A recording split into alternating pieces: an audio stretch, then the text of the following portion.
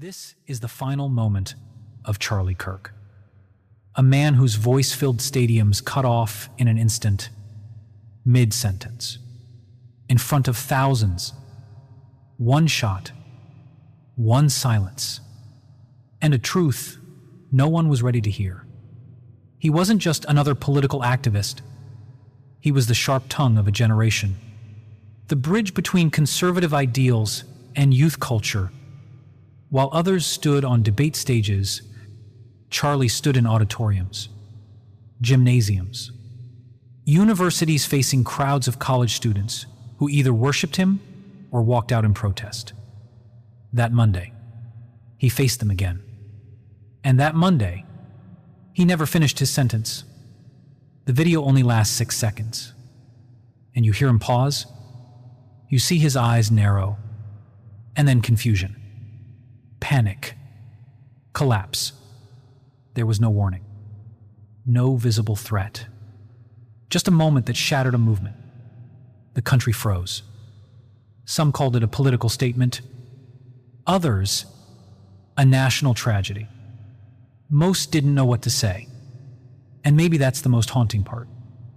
Charlie Kirk died not during a protest, not during a riot, but during a queue, a session, on a peaceful afternoon, in the middle of a sentence about strength and unity.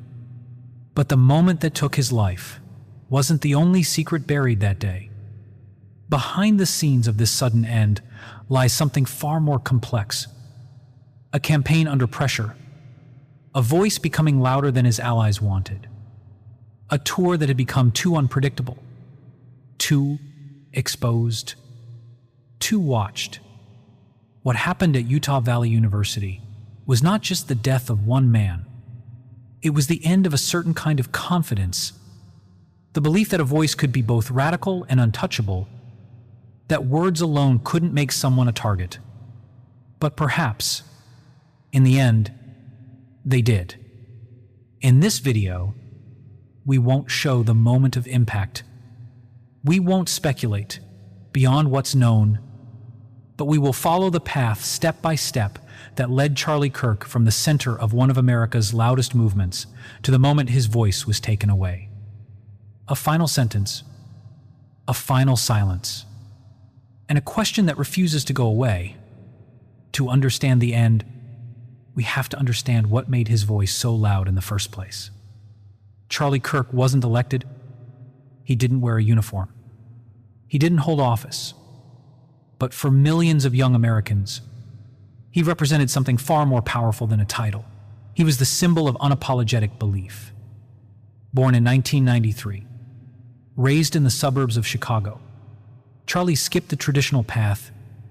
No Ivy League, no polished political machine behind him. Instead, at just 18, he founded Turning Point USA, a student movement aimed at countering what he believed was a growing ideological imbalance in American universities. What started as flyers and folding tables grew into something few expected. By the time he was 25, Charlie Kirk had turned Turning Point into a cultural force, with tens of millions of followers across social platforms and chapters in nearly every major U.S. college. He wasn't just talking to students, he was training them, empowering them, radicalizing them, depending on who you asked. In a time when politics became theater, Charlie understood the role of the stage. He used the language of war, culture war, ideological battlefields, mental barricades. His events were more than speeches, they were declarations. And while he had his critics, many of them inside the conservative world itself, his influence was undeniable. But with that influence came tension behind closed doors. Some senior figures in his own movement began to worry. He was young, loud, and moving too fast. His independence made him unpredictable. His loyalty was not to any one figure, but to an ideal and to his audience. And then came the American Comeback Tour, billed as a journey of hope, faith, and national renewal, it was also something else. A test. Would his message still resonate? What was his brand of bold confrontation? Still welcome on campuses, increasingly wary of political controversy? Or was the climate shifting Utah Valley University was stop number 9?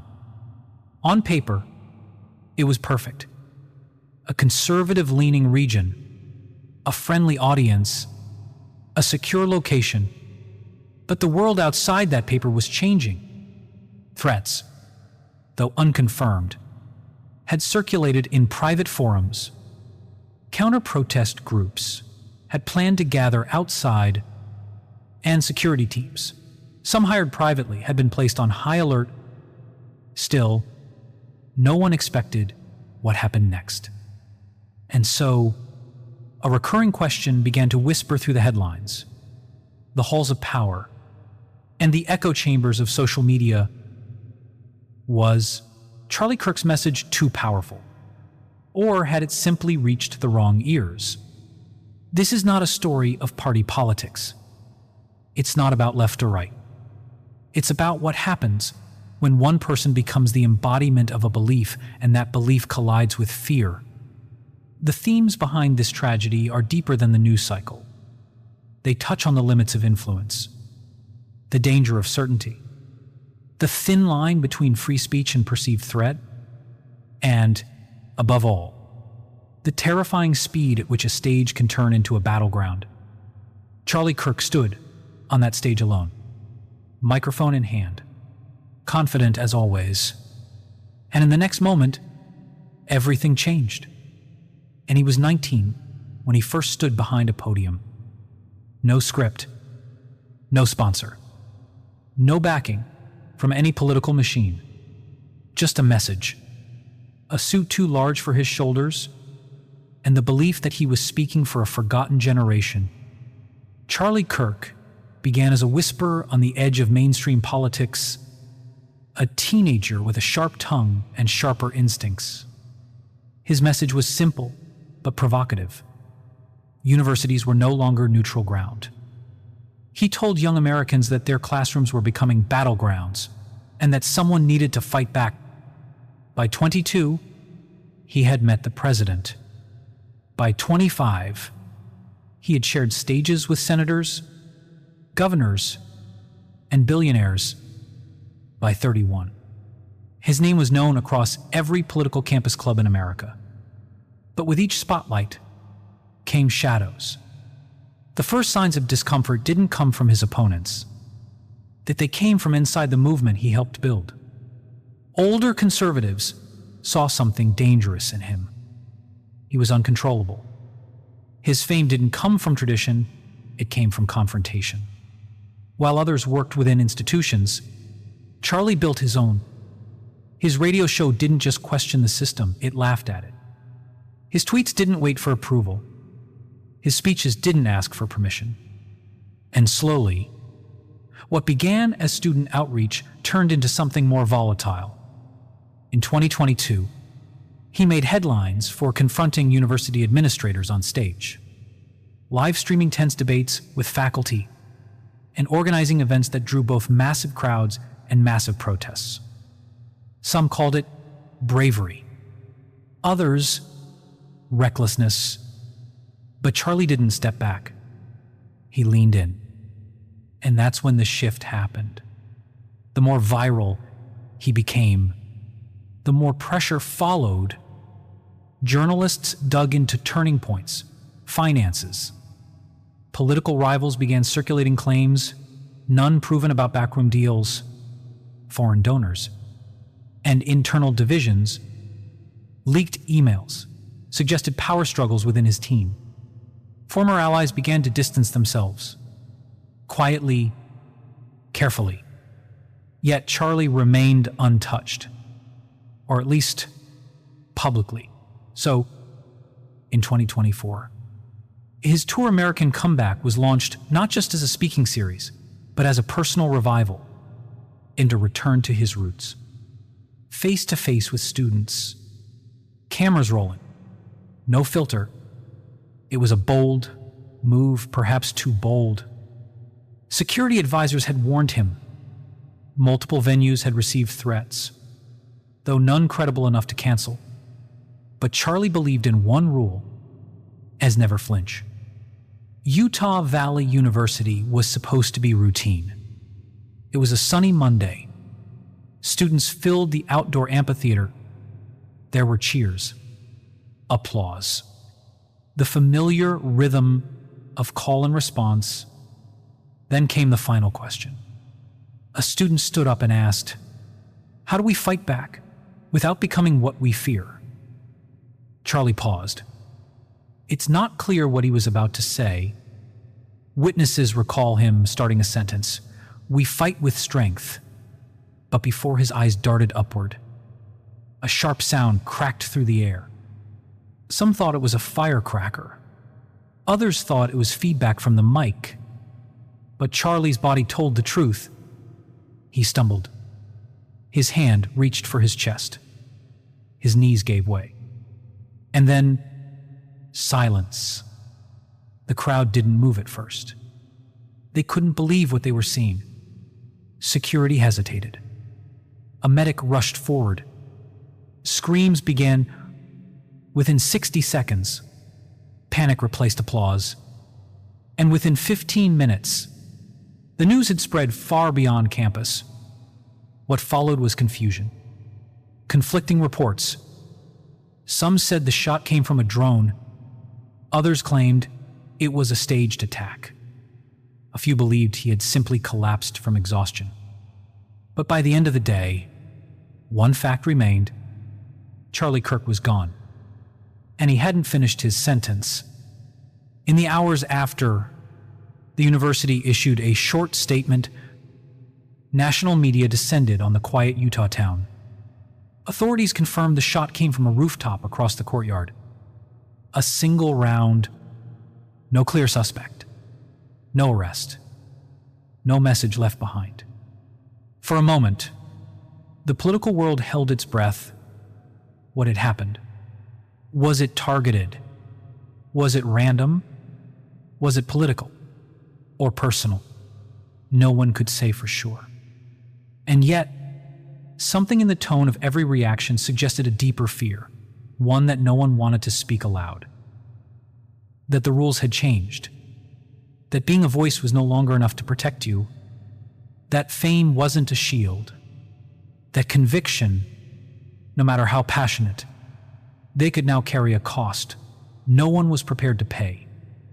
And that in the age of endless noise, even the loudest voice could be silenced in a single breath. There's a moment brief, almost imperceptible, in the last video of Charlie Kirk. It comes just before the sound, just before the reaction. He blinks. Once, his lips move, but no words come out. His eyes are not on the crowd, not on the student who asked the question. They're fixed somewhere above the horizon, as if he saw something none of us did. Or perhaps he understood something 1 second too late. We may never know what he felt in that instant, but it marked the end, not just of his speech, but of the illusion that surrounded him. Because behind the polished suits and roaring applause, Charlie Kirk had been under pressure, real pressure. And not just from critics or protesters, but from within his own walls. Weeks before Utah, his team had reportedly been divided over the tour. Leaked internal emails published quietly by a fringe outlet revealed anxiety over venues, security costs, and one chilling phrase, "He won't stop, even if it's no longer safe." And yet, Charlie insisted on continuing. He believed that retreat was defeat, that silence was surrender. But the people around him, some were already pulling back. Days before the Utah stop, 2 longtime aides resigned. No public statement. No replacement announced. The official narrative, creative differences. But staffers who remained behind the scenes described tension over tone, over message, over the feeling that something was escalating. Some say Charlie had started keeping more to himself, that he would spend hours alone between stops, walking empty stadiums, rehearsing not just words, but moments. It wasn't paranoia, but it was something close. A quiet vigilance, the awareness that he was no longer just a messenger, but a target, even if unnamed. He never admitted fear. Not once.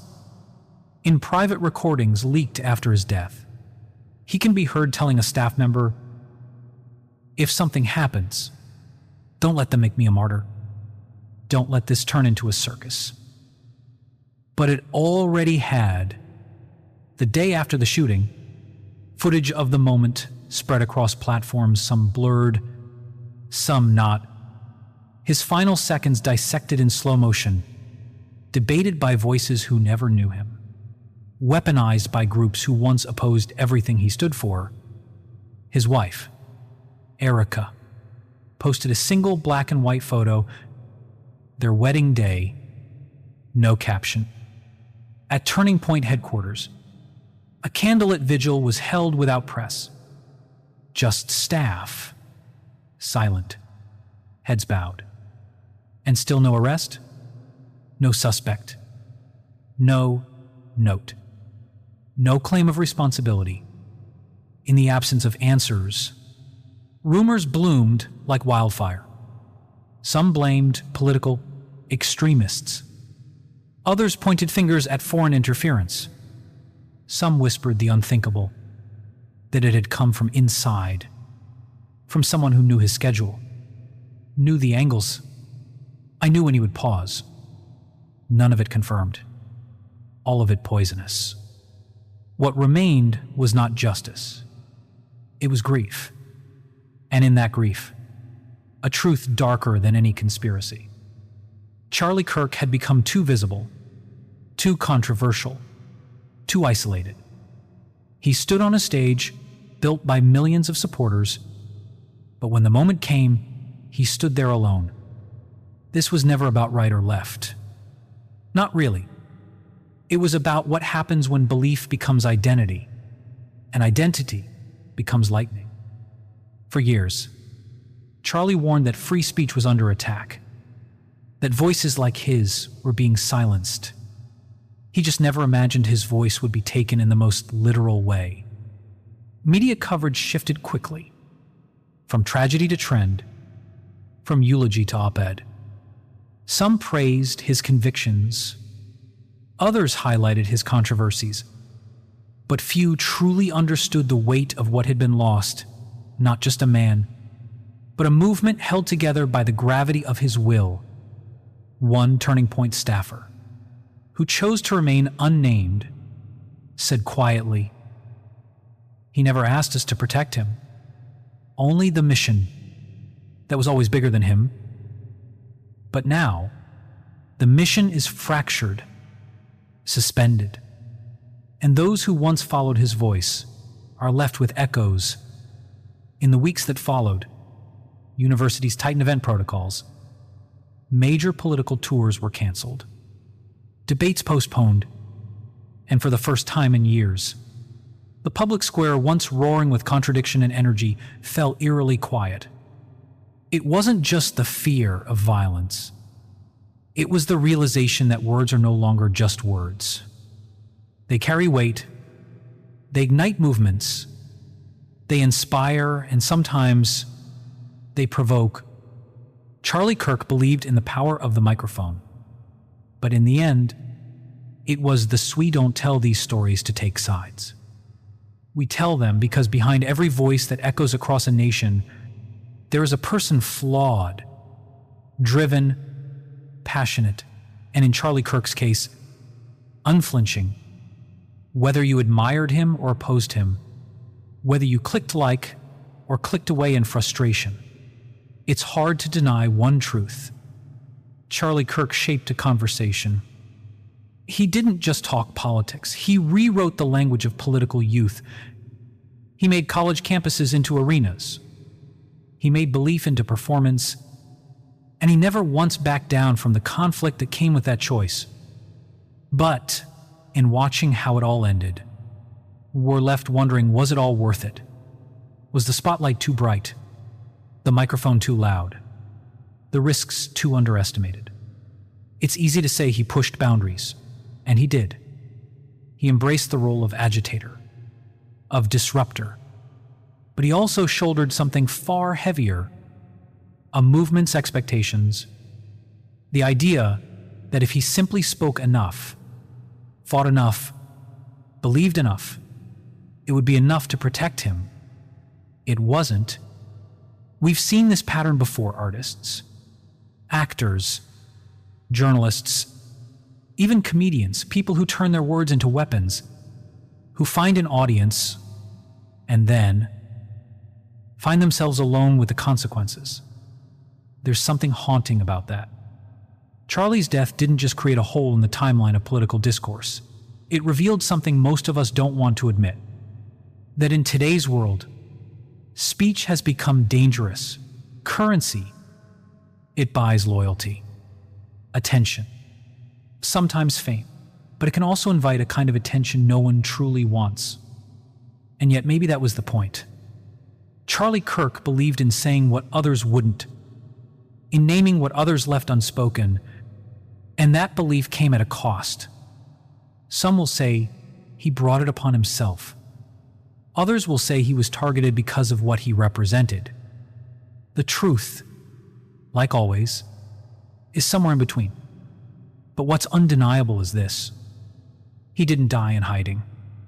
He died doing exactly what he believed in, speaking to young people, face to face, answering questions not with fear, but with fire. That's not martyrdom. That's not heroism. That's just a man being exactly who he said he was, until the very last moment. Now we ask you not just what you think of him, but what you think of the world that shaped him. Did he cross a line, or did the line move beneath his feet? Islands after his fall.